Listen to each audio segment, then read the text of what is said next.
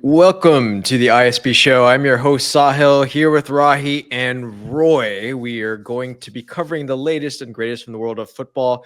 Today we're going to do a region which is pretty close to home, which is of course in North America. And we're going to talk not about the US, but we're going to talk about our friends from Canada to the north who have unfortunately been in the news for all of the wrong reasons. I mean, politically, we won't even get into that. There's all kinds of change happening at the top for Canada, so we won't even touch that subject. This is a football show for now. We don't know what we're going to talk about later, but for now, let's stick to football. And let's talk about what's going on with the Canadian national team, because there's three teams that are hosting the World Cup, boys. U.S. is having January Friendlies. Mexico's having January Friendlies. Who am I leaving out, Rahi? There's one team that's not having January Friendlies. It's too cold in Canada in the winter for winter camps, Roy.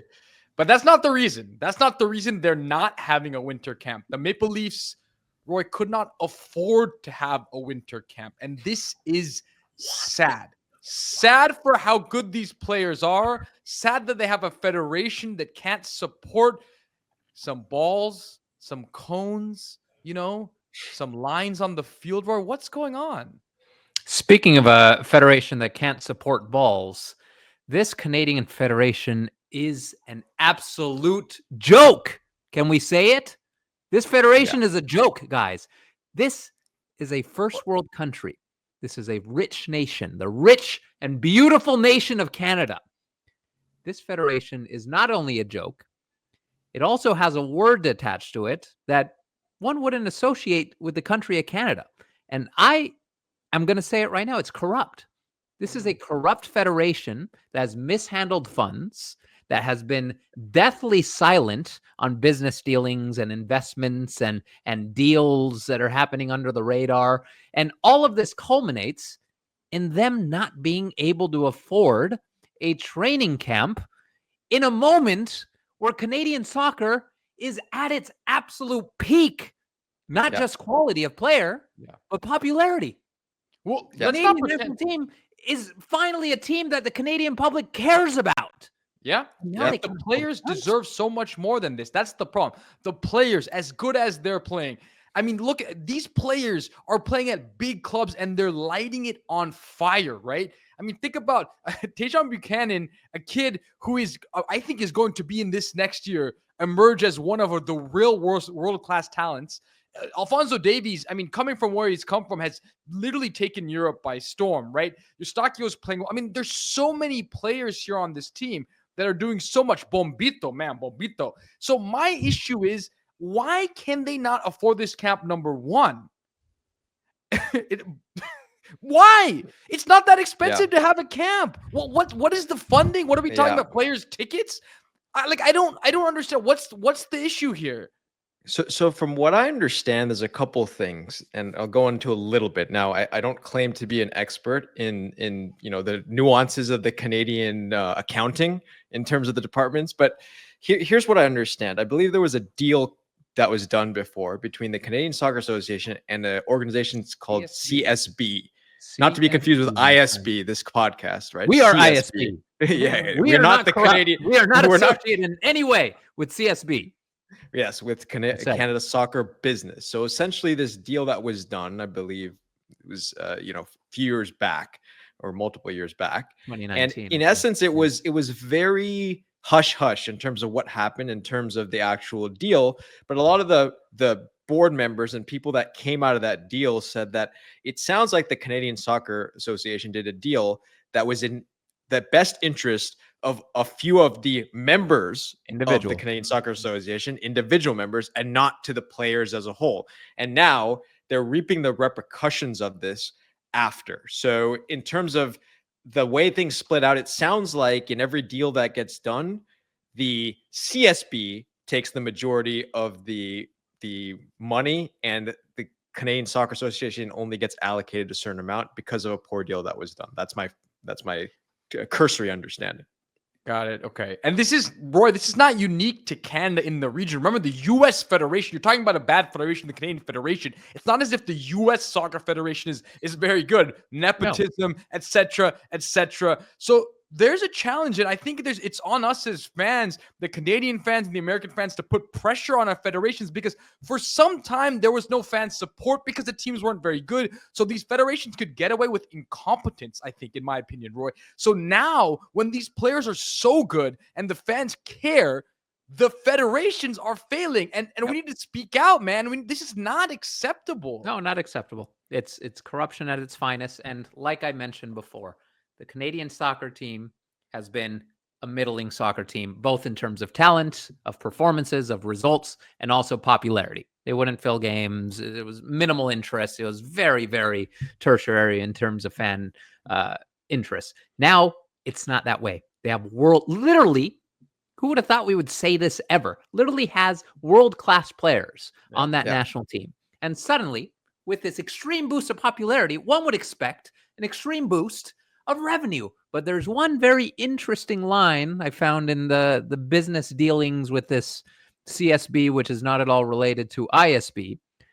Canada Soccer not only gives broadcast rights for all Canadian national team games to CSB, they also gave the right to negotiate sponsorship deals and claim all revenue from those deals. That has been handed over to the CSB. Yeah.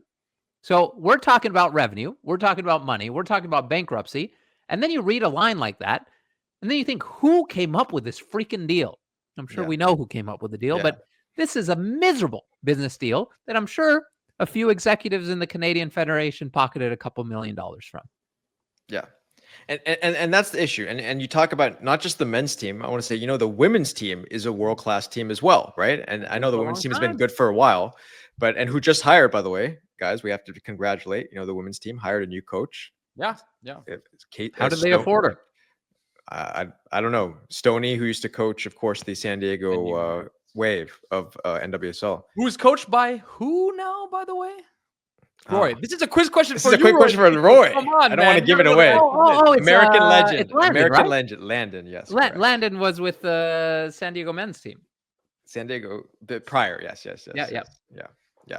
So anyhow, we digress. But going back to Canada, right? So it's this state, and then there's issues with the players. Everyone's kind of putting blame. They're saying, oh, well, the players have demanded too much money from the games and all kinds of nonsensical stuff. And then people are saying, oh, well, it's expensive to go bring in these international teams to come play, and they won't recoup the revenue based on, like, let's say it costs $5 million or $3 million or whatever to bring in a team. And they're like, oh, well, then the ticket sales might not do that. It's all nonsense, right, guys? We can all put that to bed. Yeah, 100%. I mean, if there's anything we know, first of all, about these players, think about a guy like Alphonso Davies. Do you think if they asked Alphonso Davies, man, do you think you can just come to the camp? We don't have the money. Do you think he would say, no, I won't do it? The guy comes off as the most selfless, generous individual. I don't see any of these players as having that kind of attitude where they're refusing to come to camp, or there's something about they're demanding money. Don't be fooled by that narrative, because that's not what's happening. 100%. And Rahi, we've met all these guys. We've met all these in person, and we can back that up, because that's exactly the type of person Alphonso Davies is in our short interaction with him, right? And Roy, like, it's not that. It's not the players. Nope. And let's remember, this shows what a dysfunctional and odd and just mind-blowingly weird federation this has become. They hired Jesse Marsch, which was a great move. Smart hire, created drama in the region, especially with the neighbors to the south, us. He's been great. He's been very fantastic. Good. Incredible. Fantastic hire. But who funded that hiring? It wasn't really the federation. It was MLS, guys. It was Major League Soccer who funded the hiring of Jesse Marsch for the Canadian national team. Let that sit in your brain. Try to make sense of it. I guarantee you won't be able to. This doesn't make any sense. And what's the name, Rocky? You know the I got to read out the official title, because it's a little. So basically, it's the owners of the 3 MLS teams, right? 3 Canadian, yeah. His official title. It's not the coach, the head coach, not Canada men's national team manager. It's MLS Canada men's national team head coach, which begs the question, Roy, why couldn't this January camp be the MLS Canada January camp. Everything they do from now on, just call it MLS Canada, and we can do anything. Yeah. It's such a mess, man. Before we finish up, do we want to offer any solutions, guys, or are we just gonna let the Canadian fans out there comment and kind of rage? I mean, the problem is we don't have inner working or inner knowledge of what's happening. It's very difficult to know. We're not in those rooms. All I can say as fans is I think the more pressure we continue to put, the more pressure Canadian fans continue to put on this federation, I think results will happen, Roy. That's the only lever I think that there is to play with, and hopefully change will come because there's a great manager now in place. There's great players on this team who are willing to fight for the jersey, willing to sacrifice for the jersey, willing to win. They're beating good teams time and time again. They have a big set of games against Mexico in March. I mean, the more pressure that fans can put on this federation, Roy, that's all I see as a solution. Everybody outside putting the pressure. Yep. Yeah, I would say this Canadian Federation, first of all, this is so sad for the fans. I'm sure there's fans who watch this podcast and who follow this national team and have been following for decades that are seeing the greatest ever Canadian national team in the worst possible situation because of greedy businessmen who don't give a crap about this sport. They just see it as an investment opportunity, and they took advantage. They did some swindling, they did some dealing, they did some backdoor stuff, and they ended up putting this incredible national team at risk, at tremendous risk. And the World Cup's next year, guys. Yeah. We got the World Cup next year. Things like this happening a year before the World Cup, missing camps, missing trainings, not having the opportunity to play the amount of friendlies that they need to play. This is going to be a serious, serious deficit when it comes to preparation for this World Cup. I just want to clarify one thing. Obviously, there's a January camp. Alphonso Davies wouldn't come to a January camp.